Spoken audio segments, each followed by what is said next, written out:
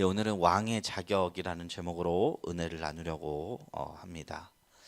신명기 말씀을 읽다 보면 종교적인 내용과 사회적인 내용이 번갈아 가면서 나옵니다. 그렇다면 어떤 것은 영적이고 어떤 것은 육에 속한 것이냐? 그렇지 않습니다. 그 둘은 다른 것이 아닙니다. 올바른 신앙은요, 곧 올바른 사회를 만들게 되는 법입니다. 어째서 민주주의가 기독교 공동체 국가에서 발견했는가? 말씀이 그 뿌리에 있었기 때문입니다. 예수님이 이 땅에 오셔서 선포한 복음에는 한 개인의 구원을 넘어서 나라를 선언하셨습니다. 하나님의 나라가 이 땅에 왔다. 이게 예수님의 말씀하신 복음의 내용이거든요. 천국 복음이 그겁니다. 천국이 이 땅에 왔다.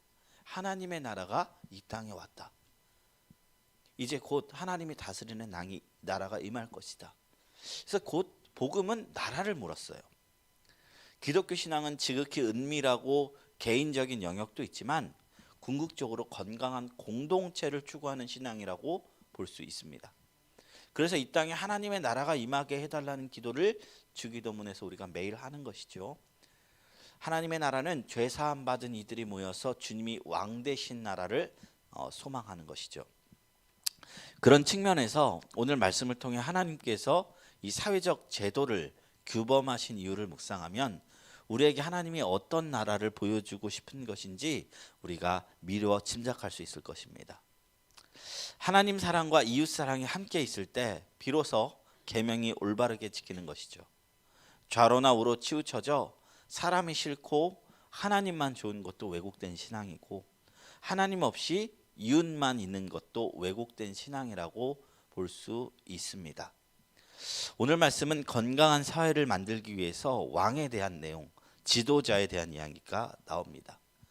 어떤 지도자가 세워지는지에 따라서 그 단체의 성격이 규범됩니다. 나라라고 별거 없습니다.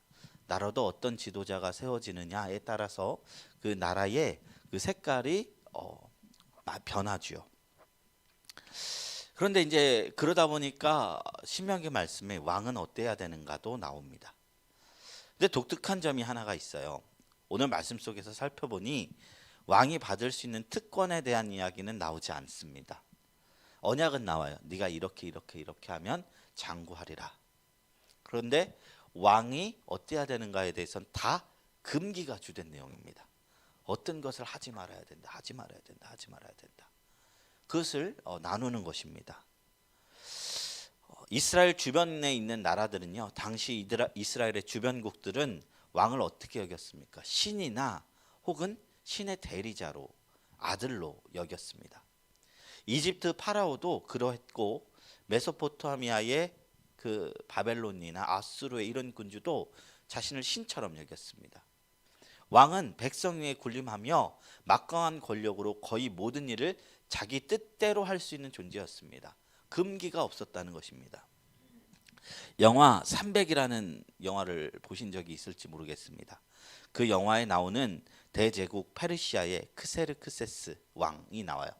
성경에선 아하수에로 왕이 크세르크세스입니다. 근데 그 왕의 모습을 보면 자신을 어떻게 여겨요? 자신을 신으로 여기며 나는 관대하다. 이렇게 외치는 장면이 나옵니다. 당시 왕의 모습이 제국의 왕일수록 힘이 있는 국가의 왕일수록 그랬다는 것입니다. 그런데 하나님께서 이스라엘에게 요구하는 왕의 자화상은 달랐습니다. 이스라엘의 왕에게 요구되는 자질과 책임을 보면 그 역할을 알 수 있는데요. 이번 주 큐티 말씀을 쭉 읽어보면 오늘 본문이 속한 17장의 전반부가 어떤 내용이냐면 재판에 대한 이야기거든요. 그러니까 재판관에 대한 얘기가 나오고 그 다음 왕에 대한 이야기가 나와요. 원래는 이게 바뀌어야 되는데 성경에서는 재판이 먼저고 그 다음이 왕이에요. 왜 그럴까요? 이 구조적으로 왕이라 할지라도 하나님의 거룩한 공의를 따라야 하는 하나님의 백성이라는 사실을 드러내 준 것입니다. 말씀을 살펴보며 하나님이 세우시고자 하는 지도자는 어때야 하는지 우리가 이제 하나씩 살펴보도록 하겠습니다. 첫 번째 질문입니다. GQS 보시면 이스라엘 왕은 이방의 왕과 달라야 합니다. 그리고 첫 번째 질문으로 이스라엘 왕이 기본적으로 갖춰야 할 자격 요건은 무엇입니까? 14절 15절입니다. 내가 내 하나님 여호와께서 내게 주시는 땅에 이르러 그 땅을 차지하고 거주할 때에 만일 우리도 우리 주위의 모든 민족들 같이 우리 위에 왕을 세워야겠다는 생각이 나거든. 반드시 내 하나님 여호와께서 택하신 자를 내 위에 왕으로 세울 것이며 내 위에 왕을 세우려면 내 형제 중에서 한 사람을 할 것이요 내 형제 아닌 타국인을 내 위에 세우지 말 것이며. 어떤 자가 되라고요? 이스라엘 형제 중 한 사람으로서 하나님이 선택하신 자여야 한다. 신명기 17장 14절 20절은 이스라엘 공직자법 중에서 왕의 자격과 사명에 대한 규례입니다. 이 법은 사무엘상 8장과도 밀접하게 연결되어 있어요. 사무엘상 8장 5절 6절 20절에 의하면 백성들이 사무엘에게 우리도 다른 나라같이 왕을 세워 그 왕이 우리를 다스리게 하소서 하고 요청했습니다. 근데 하나님이 그 요청을 기뻐하지는 않습니다. 그리고 이런 말씀을 합니다. 사무엘상 8장 7절 말씀이에요. 그들이 단지 사무엘을 버린 것이 아니라 나를 버린 것이라. 너를 버린 것이 아니라 나를 버린 것이라.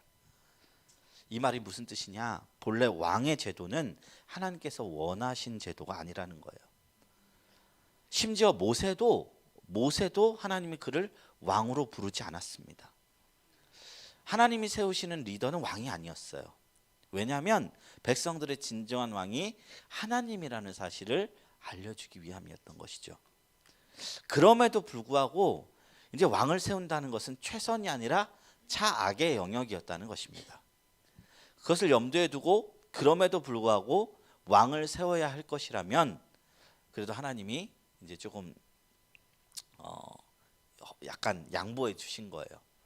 하나님 때로는 그럴 때 있어요. 예전에 그 다니엘 선지자였나요? 다니엘 선지자, 에스겔 선지자였죠.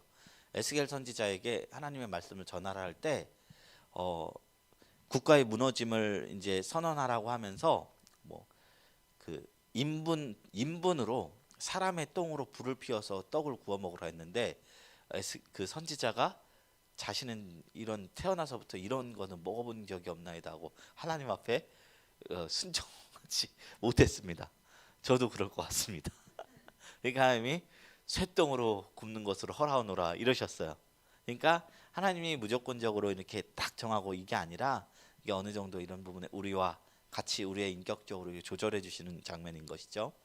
왕을 세우는 것에 대해서 하나님께서 허락해 주셨습니다. 그럼에도 불구하고 왕을 세워야 할 것이라면 원칙이 있어야 한다고 하는데 왕은 하나님께서 선택한 자이며 이스라엘 백성 중 한 사람이어야 한다는 사실입니다. 그런데 그러니까 이제 다른 이방 사람들을 왕으로 삼을 수가 없는 겁니다.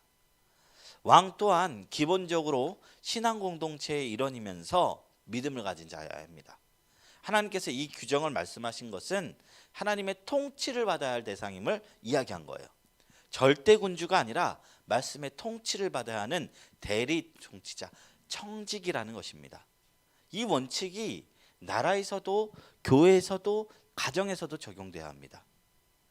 이 교회의 왕은 누구십니까? 진정한 주인은 무엇입니까? 하나님이시죠. 목사는 대리. 가정에서 생각해 볼까요?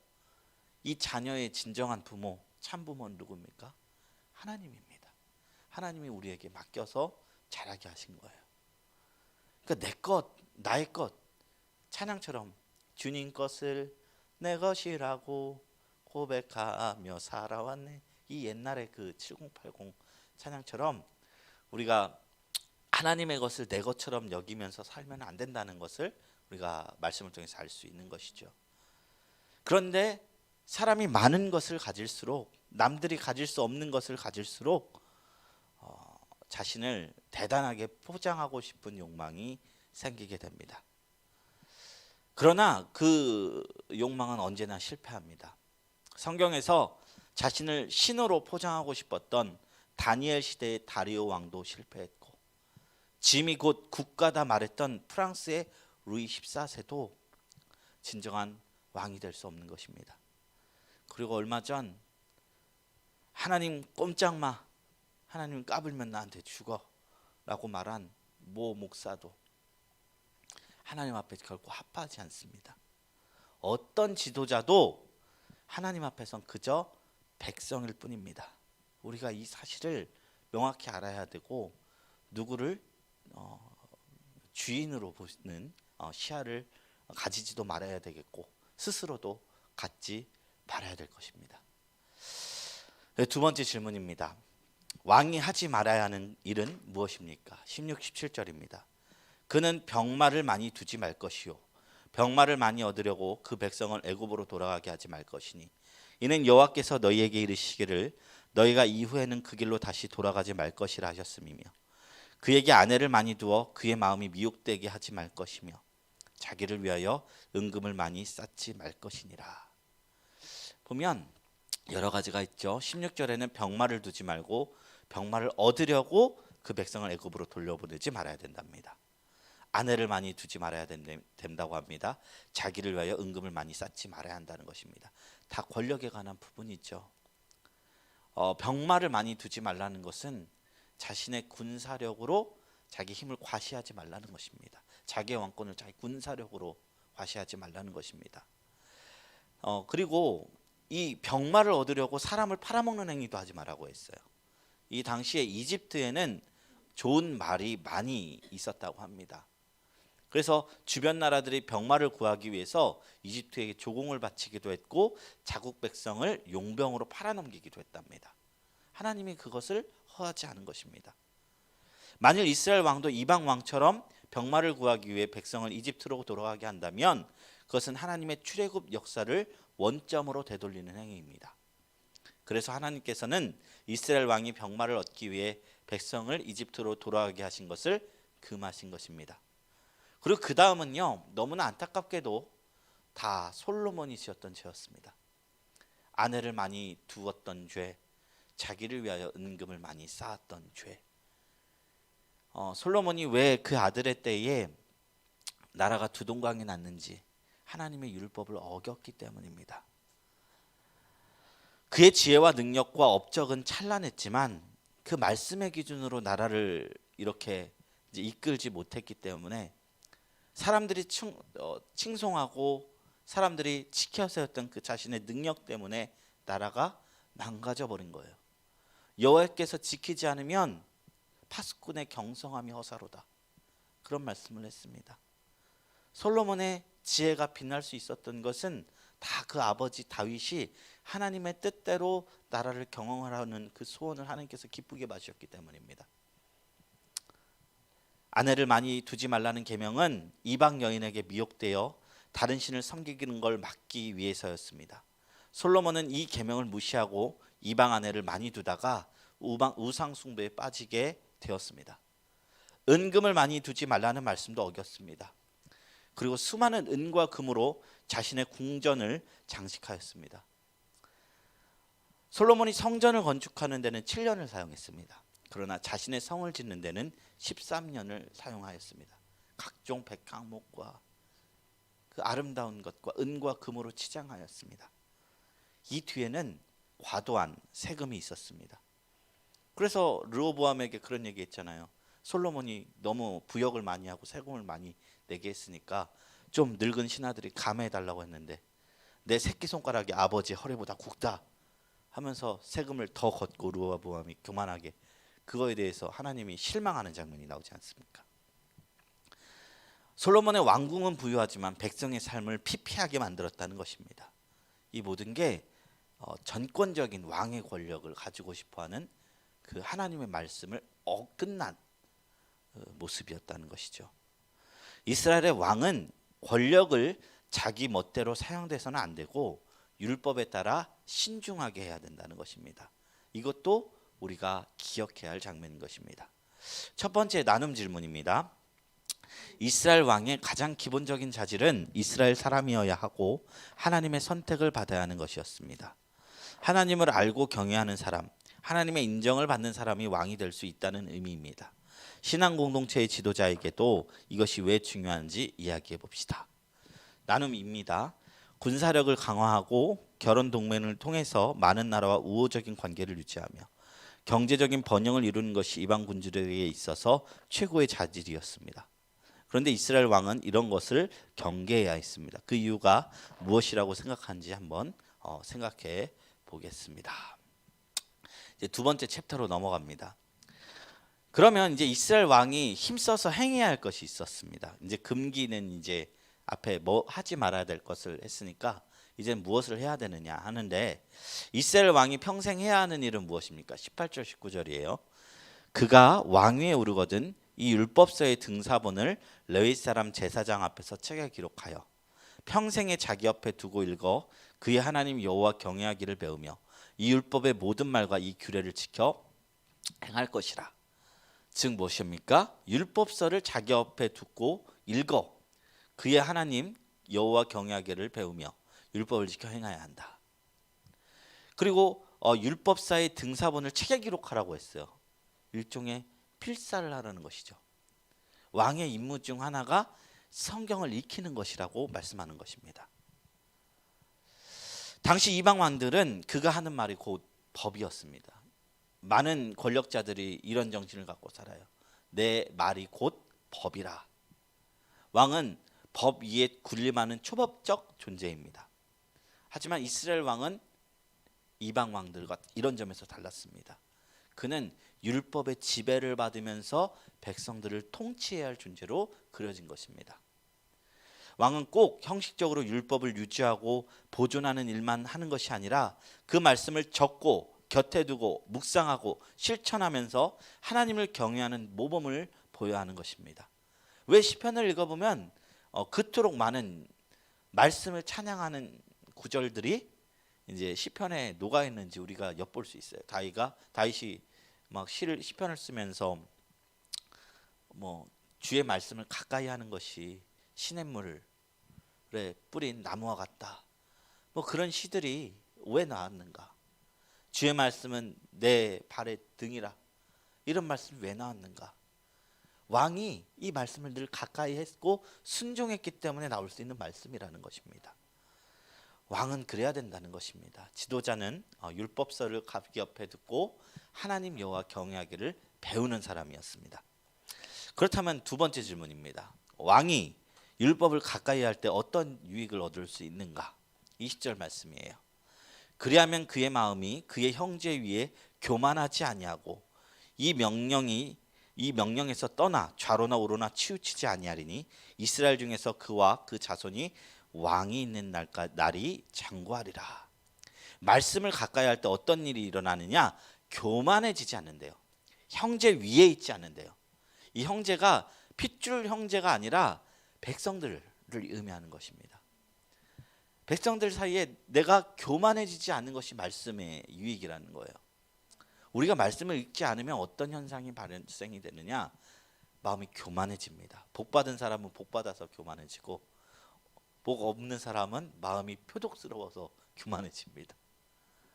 말씀을 가까이 할 때 우리가 복 받을 수 있는 마음가짐이 됩니다. 율법을 온전히 지킬 수 있고 결과적으로 그의 왕위가 장구할 것이다. 믿음은 들음에서 나며 들음은 그리스도의 말씀으로 말미암으니라. 우리의 신앙이 어떻게 자라는가? 말씀 많이 가까이 할 때 자랍니다. 그런 거 있잖아요. 뭐 듣기는 많이 들어도 행실은 안 한다. 뭐 그런 말이 있는데 행실이 안 되더라도 일단 많이 들어야 됩니다. 아직 말씀이 덜 차서 행실로 안 흘러나오는 겁니다.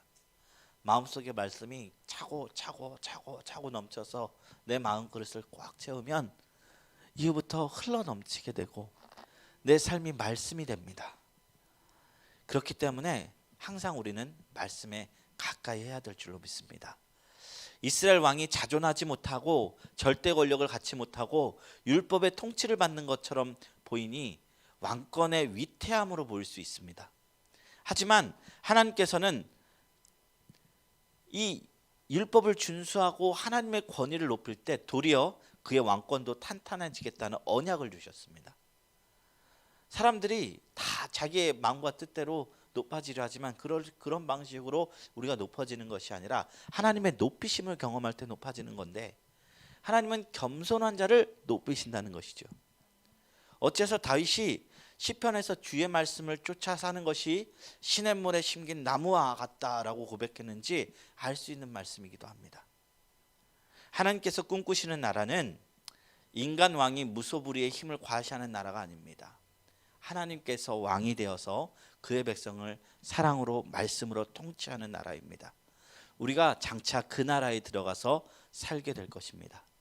이스라엘의 왕은 하나님의 통치를 대리하는 부왕입니다.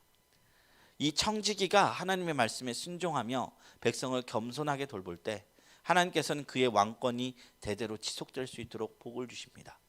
왕권 지속은 왕의 의지와 능력에 있는 것이 아니라 하나님의 뜻에 달려 있는 것입니다. 그러므로 왕이 해야 할 일은 무엇보다 겸손하게 하나님의 말씀에 순종하는 것입니다. 왜 왕이 해야 할 일을 우리가 듣고 있습니까? 먼저는 저도 적용해야 됐고 우리도 다 알아야 나쁜 왕이 뭔지 좋은 왕이 뭔지 그 말씀에 다림줄이 생깁니다. 다림줄이란 뭐죠? 이 천장에 줄을 하나 달고 이렇게 쫙 넣으면 중력에 의해서 줄이 똑바르게 내려지죠. 우리가 직각을 만들 수 있는 가장 쉬운 방법이랍니다. 줄을 매달아 놓는 거예요. 그리고 뒤에 무거운 줄을 두면 그럼 중력에 의해서 똑바르게 바람만 불지 않으면 똑바르게 이렇게 기준을 잡을 수 있습니다. 말씀이란 이 다림줄과 같습니다. 올바른 지도자를 볼 수 있는 눈과 올바르지 못한 지도자를 볼 수 있는 눈이 우리에게 있어야 장차 어떤 지도자를 세울지도 우리가 알 수 있게 되고요. 또한 우리가 항상 통치받기만 하지 않습니다. 누군가를 통치합니다. 가정에서 아내가 남편을 통치할 때도 있습니다. 그리고 자녀를 통치할 때도 있습니다. 다 그들 앞에서는 일종의 작은 하나님이 맡기신 영혼을 우리가 길러야 할 때, 그리고 우리가 양육해야 할 때 우리가 이런 마음을 가지고 한다면 하나님께서 참 기뻐하실 것 같다, 이런 생각을 합니다. 이제 마지막 나눈 말씀입니다. 이스라엘 왕이 가장 힘써야 하는 일은 말씀을 가까이 하며 배우고 실천하는 것이었습니다. 왕은 말씀의 통치를 받아야 했습니다. 훌륭한 지도자가 되고 올바른 지도력을 행사하는데 말씀 묵상은 필수입니다. 말씀을 묵상하는 지도자와 그렇지 않은 지도자가 어떻게 다를지 우리 생각해 봅시다. 오늘 말씀 여기까지 하고 우리 다 같이 오늘 우리의 기도 제목을 위해서 다 같이 통성 기도하는 시간 갖도록 하겠습니다. 우리 다 같이 기도합니다. 하나님, 오늘 말씀을 통해서 올바른 지도자에 대해서 우리가 생각해보고 묵상해 보았습니다. 하나님, 어떤 사람이라도 그 형제보다 더 위에 있는 것이 아니라 하나님의 통치를 받는 사람임을 기억합니다. 우리의 진정한 왕은 사람이 아니라 하나님입니다. 우리 하나님이 왕 되신 나라, 그 나라가 이 땅에 임하게 해주시고, 아직 하나님의 왕이 아니라 인간을 왕으로 삼고 억압받는 그런 나라들이 이 전 세계에는 있습니다. 우리 북한도 그렇습니다. 하루빨리 하나님 그 나라를 기억해 주시고 왕이 사라지고 하나님이 다스리는 법이, 왕도 법 앞에 순종할 수밖에 없는 그런 나라가 이 북한에도 임하게 해주시옵소서. 그리고 우리나라도 법보다 넘는 과도한 권력자가 나오지 않게 하시고 날마다 더 하나님 나라 본받는 나라 될 수 있도록 우리나라를 축복해 주옵소서. 그리고 우리 안에 있는 모든 기도의 제목들을 하나님 앞에 올려드립니다. 하나님, 이 시간 간구할 때 주님의 음성을 우리에게 허락하여 주시옵소서. 우리 다 같이 주여 삼창하시고 기도하며 나갑니다.